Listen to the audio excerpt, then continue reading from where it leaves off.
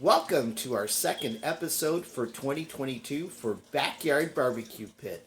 There is nothing like some nice hot soup on a cold winter's day. And in this episode, we're going to show you how to make some delicious Mexican caldo. It's just not any caldo, it is caldo de res. So if you stay tuned, we will show you how to prep this delicious soup in a few minutes.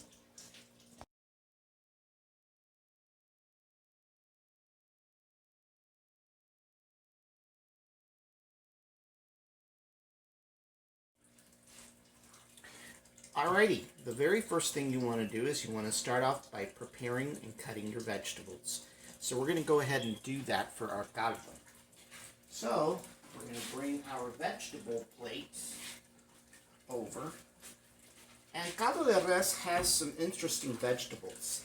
I'm not a very big fan of cabbage, but I think it's pretty essential that if you're going to make a caldo de res, that you at least include some cabbage. So I'm going to go ahead and start by cutting the cabbage. And I'm going to go ahead and cut a wedge, just like that. And you're not going to use all the cabbage. You're just going to use some of the cabbage. And I like my cabbage, even though I don't like it. I like it because I don't like it kind of thinly spread, so it kind of dissipates within the soup. So I'm going to go ahead and thinly slice the cabbage, just like this. See? Very thin slices of cabbage. I've never liked cabbage. It doesn't matter whether it's green or red or purple or whatever color. I'm just not a big fan of it. I don't like the smell.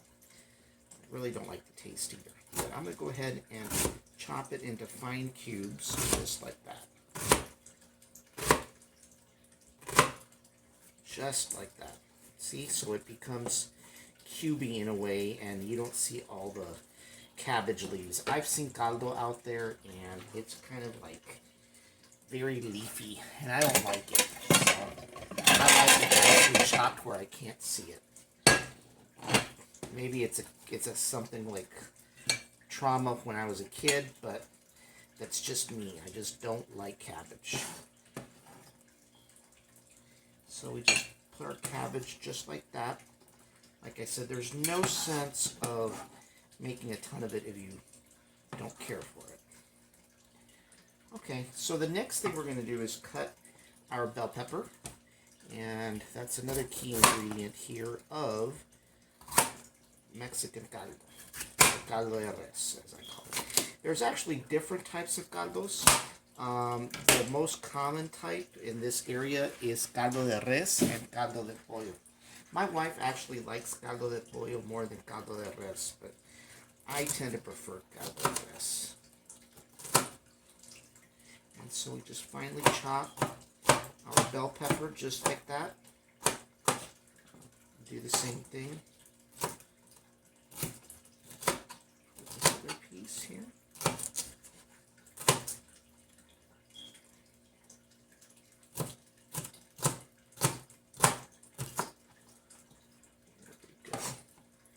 Chop, chop, chop. My knife is going to need some sharpening soon. It's been working overtime since the holidays, so can't quite blame it. So chop, chop, chop, just like that. And once again, depending if you're a fan of bell pepper or not, I know some people are not, you can finely chop it and hope that it dissipates during the cooking process. At least that's my hope for the cabbage. So we're going to go ahead and chop, chop, chop. Ow, I almost chopped my finger there. Just like that. Alrighty. So there's our bell pepper now.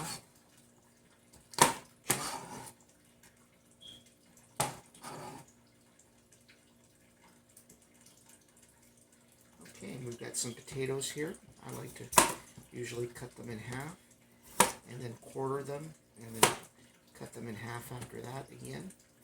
just like that. So there's different chunks. So I'm using a half. I cut it in half, and then I cut it in half, just like that.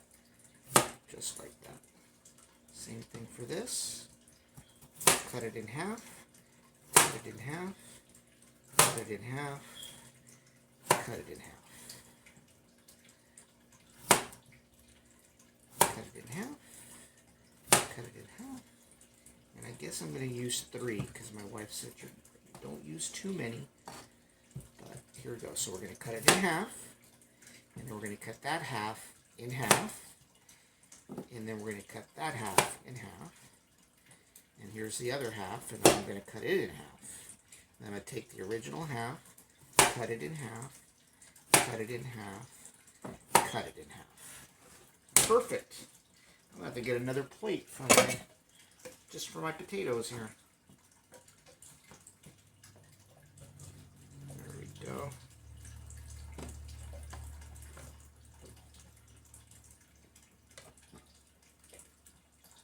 I love potatoes. I like red potatoes. I like russet potatoes. I like all sorts of potatoes. So the next thing that's essential in any caldo is some celery. So I'm going to go ahead and start by cutting off the ends here because I don't think anybody cares for the ends. At least I don't. Same thing here. And what I like to do is I like to basically do a very thin slice here, just like that. I don't like big chunks of celery in general, so I like to make them nice and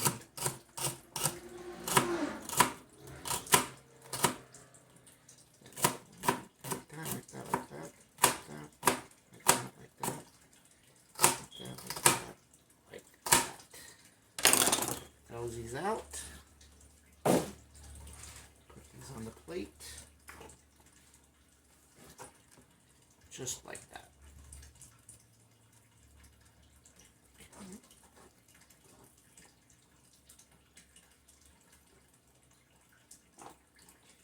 Let's do the same thing with these other ones. Cut the ends off.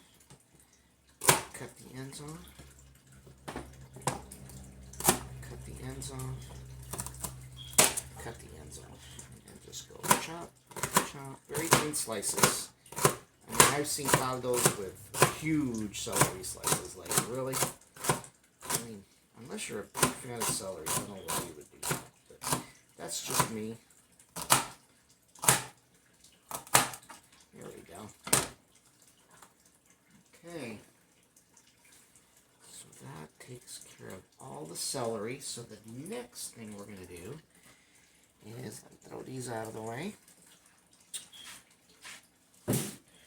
Is we're going to start off with some onion. Now I've got a half an onion that I've already used up, so I said, you know what, let me go ahead and finish that off. So I'm going to cut the other end, and I'm going to go ahead and cut that into a half, and then I'm going to cut it in pieces here, like just like that, like almost like that. And really, I'm just going to go a little bit like that. Once again, if you don't care for onion, you kind of want to change the pieces a little. Just chop, give it a rough chop, nothing too finite. Okay, I think that's enough onion. I don't think we need any more. I'm going to go ahead and save the other half here. Use it for something else. Okay, so we're going to go ahead and pour that over here into our vegetables.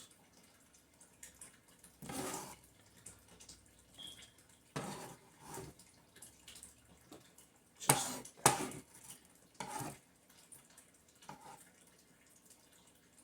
Alright. So now we've got 2 carrots here, and it's very important that you peel the carrots because they have the skin here. So let me find my trusty peeler. Where is my trusty peeler? Where is my trusty peeler? There it is. Okay, so basically, you just want to give it a peel just to where you don't see the roughness of the carrot any longer. kind of like you can use a peeler, and it works pretty easily. So just go like this, just a thin slice of the outer skin of the carrot, just like that. Same thing for this one.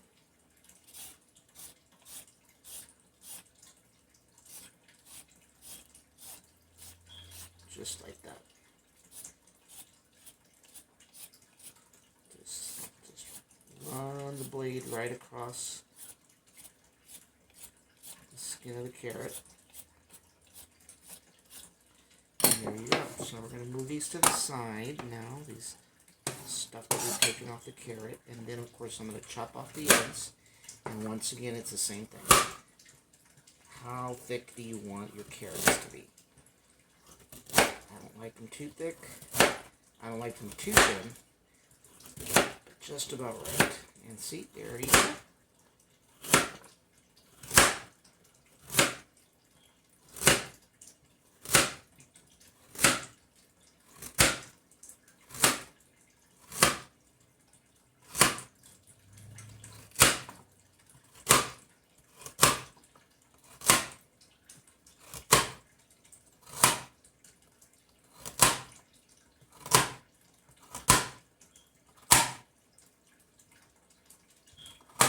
Get to the end, you want to kind of cut it a little bit.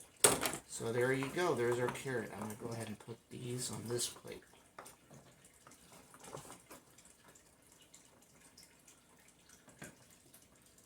Alrighty, and the last thing that I like to use is corn. And I like to use frozen corn nibblers from the grocery store. It's just as easy, and you don't have to husk or clean them. You just pop them in. Alrighty, so we're back, folks, and what we're going to do next is we're going to prepare the meat. And for the caldo de res, what I've chosen is to use a beef chuck shoulder roast, and I'm going to cut this into chunks. And that way, we can get some nice, good-sized pieces.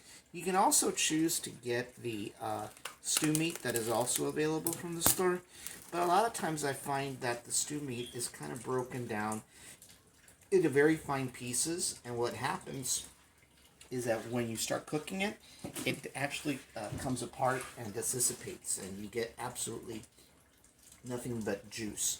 So this is a chuck roast, and I'm going to go ahead and cut it just like that. Now once again, some people like to use oxtail. I'm not a fan of oxtail. I know that people swear by it. I do not. What I like to do is like to have nice pieces just like this. I do not like to see caldo where there is actually a chunk of meat, that takes up the whole real estate of the bowl. I think that's kind of crazy why people do that. But I understand people like to see their meat, and that's fine. That's not a problem. But I just don't like big pieces. I like to have them nice and a good portion size. Nothing too big where you can't put anything else but meat on your bowl. That just kind of doesn't make any sense. But, to each their own. So there you go. See, just something like that. Something that at least you can see, And then go like this. I like to go like this. See, nice little pieces just like that. I don't want to necessarily have the whole cow on the bowl. So once again, I'm doing the same thing. Here, I'm cutting it just about an inch to a half an inch, just like that. You see how I'm doing that? See? Half an inch to an inch. And then cut it this way.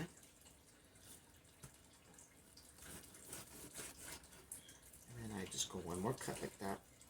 These are huger pieces, or these are larger pieces, excuse me, than what you typically see at the packaged stew meat at the store. And like I said, some people swear by other cuts of meat, specifically oxtail. They claim that it's more flavorful.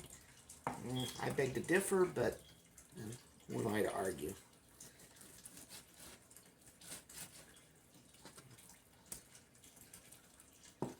Just like that. Just like that. just like that.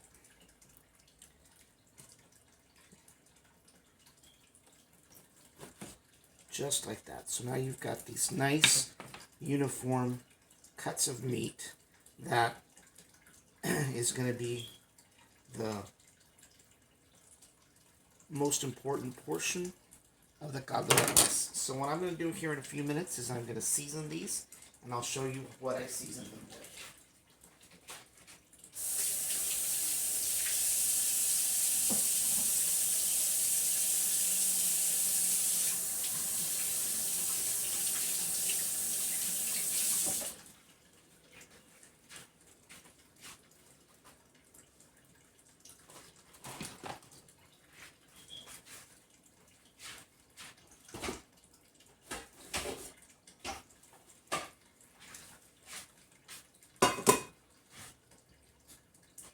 Alright, so I'm going to start off with some basic seasonings.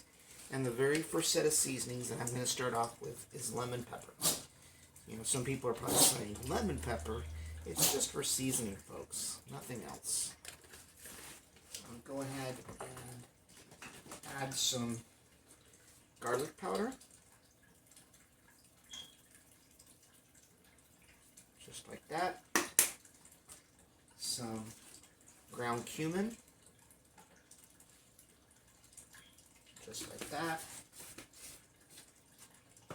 And I like to add a little bit of paprika. Just like that. And I'm looking for my garlic powder. Where is my garlic powder? Oh, no, I'm not garlic powder. I'm looking for my onion powder. Onion powder, where are you? Is my onion powder. Can't find it. Oh well. It's optional. So basically what we're going to do is we're going to put these cuts of meat, we're actually going to sear them first in our pressure cooker. We're actually going to make the caldo de res in a pressure cooker. And the way we're going to do that is we're going to actually pour the meat into the container of the pot here or the pressure cooker, and we're going to sear this for a few minutes until they brown. And then once they brown, we're going to go ahead and add water and beef broth to the pot, and then we're going to add our vegetables, and we're going to add some bouillon cube, and we're going to set this to cook for no more than 1 hour in the pressure cooker. So I'm going to go ahead and sear these, and when we come back, I'm going to show you how they're actually being seared on the pressure cooker, and then we'll go ahead and start with the rest. Stay tuned, and we'll be right back. Alrighty, as you can see, we are searing our meat in the pressure cooker. You can hear a little bit of the sizzle going on. But you want to do this first. It's very important that you always sear your meat. Any meat that you're roasting in the oven, any meat that you're prepping in a pot, you want to sear the meat. And the reason for searing the meat is you want to seal in the juices of the meat so that they actually come out tastier and softer as it goes through the cooking process. And like I said, all we're wanting to do is to brown these a little bit, and that's what we're doing here. As you can see here, that's what it's doing. We're searing the meat right now.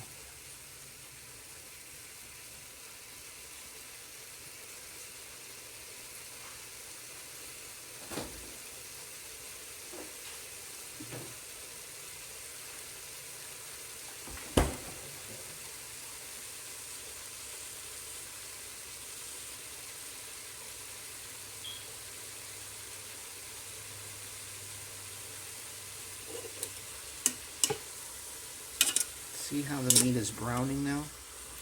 You don't have to burn it, you just have to brown it. There's a big difference between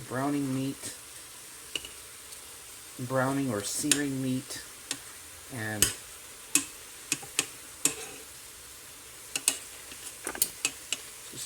flip that over a little bit here.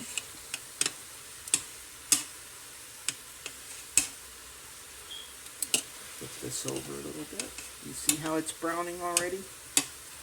Look at that. Look at that. Flip that over. Flip that over. Make sure all those puppies are browning properly. There we go. See? Just like that. You just want to flip these over. Make sure that at least most of the sides get a little seared and browned. There we go. A little bit this way. There we go. Move my soap out of the way. I don't know if you guys have noticed on my videos before, but we have different kinds of soaps. My wife loves to have different kind of soaps in the kitchen. You know, some because of, you know, for hands, you know, some softer than others. You know, there's some rough soaps and stuff like that. So, but we definitely don't need them to be part of the video. Probably should have moved them beforehand, but as you can see here, you see how it's browning? Just like that.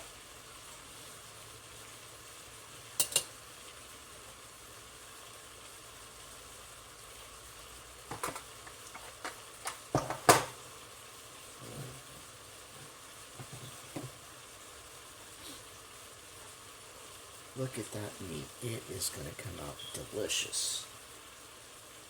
Now, one thing you notice here is the pressure cooker has a line.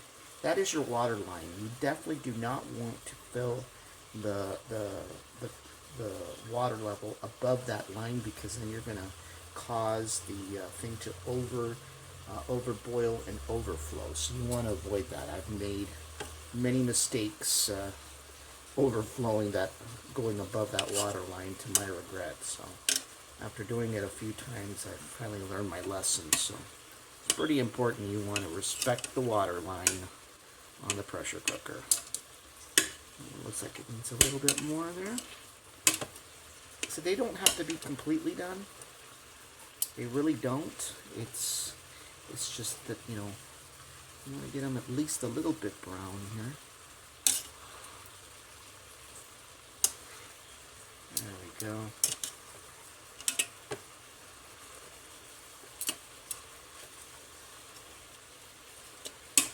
Just like that.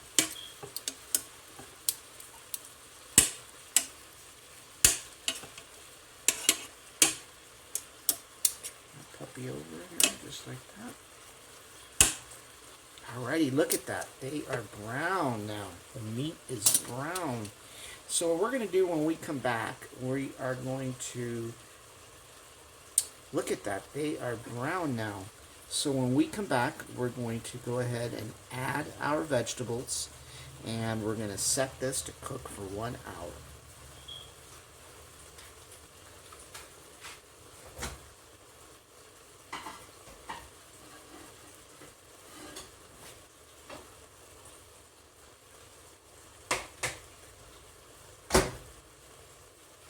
So I'm going to go ahead and pour my cabbage, my carrots, and my bell pepper into the mix, just like that.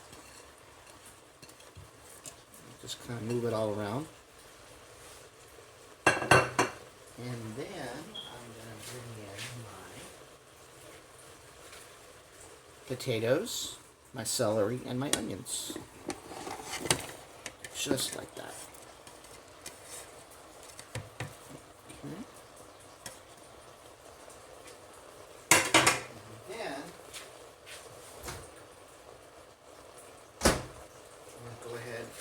Place my corn. I'm actually going to rinse out my corn a little bit.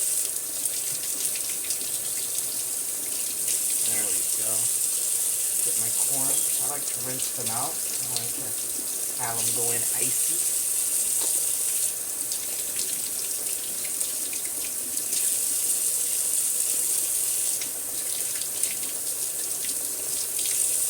Maybe it's just me. I just don't like them to be icy. I don't like them to go in cold. Well, they are cold, but So the next thing I'm going to do is I'm going to pour some beef broth into the mix. Just like that. It's a little beef broth. And then I'm going to go ahead and put some water.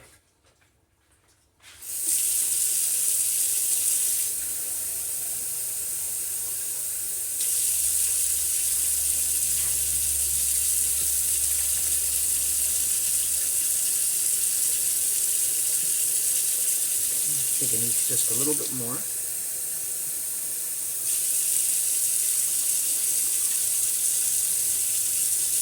Okay, it's almost to the line. Alrighty. And then I like to add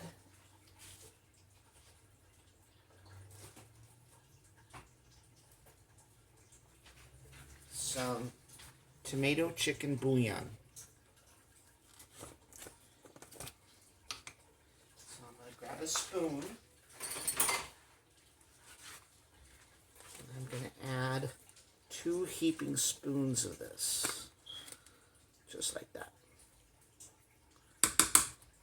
The other vegetable I did not put, and I'm going to put it last, is tomatoes. But for this, I'm going to cheat.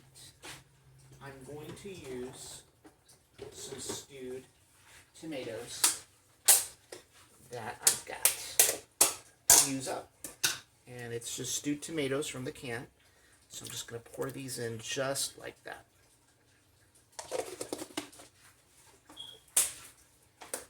And lastly, I'm going to put some garlic, some minced garlic in there. And believe me, I don't suffer. I just get the minced garlic from the store. Oh, and then one more thing. I forgot all about that. Cilantro. How about you? But I like some cilantro leaves on my cilantro, on my caldo de res. So I put some cilantro in there just for flavor. Just like that.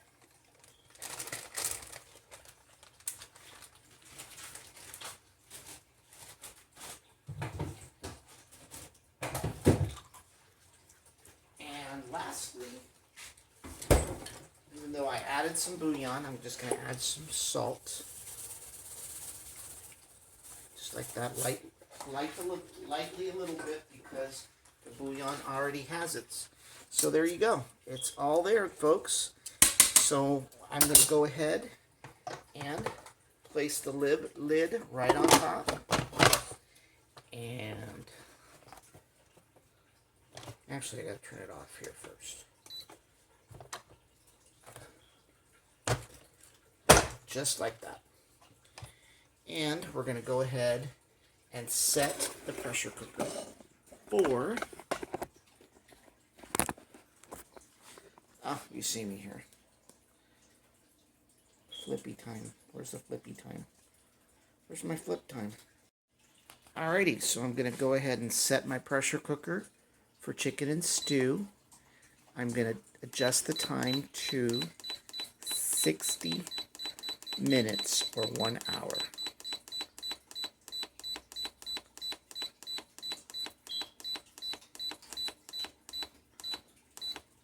There we go.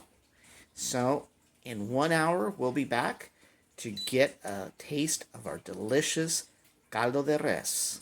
So stay tuned, and we'll be right back. Alrighty, folks. It is 1 minute left on the pressure cooker for our caldo de res. We're going to give it a couple of minutes, and when we come back, well, once the timer goes off, we are going to start by releasing the pressure off the pressure cooker, and we'll see how this caldo turned out. We'll be back. Alrighty, as you can see, we are releasing the pressure off the pressure cooker, and in a few seconds, we're going to lift up the lid. Oh my gosh, look at that caldo de res. It looks delicious, and it just took 1 hour with our pressure cooker. We're going to go ahead and warm up some corn tortillas, and we're going to serve this up.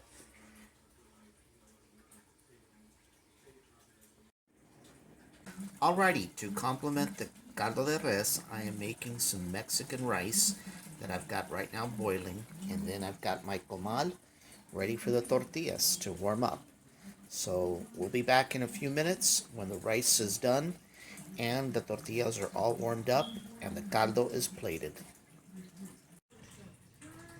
Alrighty, so there you go. We've got caldo de res with Mexican rice.